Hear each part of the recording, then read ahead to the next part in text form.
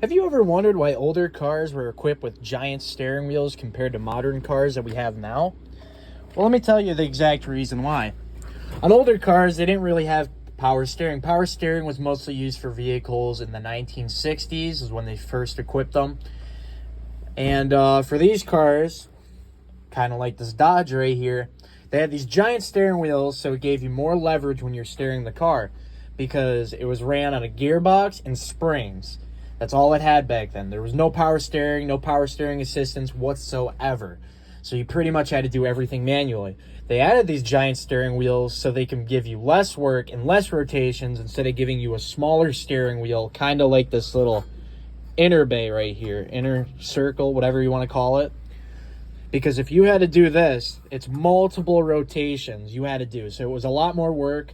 So they added these giant steering wheels so they put less rotations and gave you less work how to steer the thing.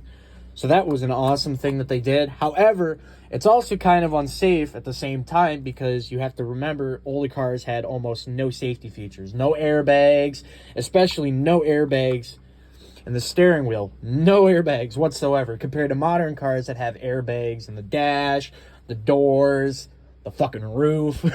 And they had them everywhere. So it's awesome that they had this, but at the same time, you got to think about safety.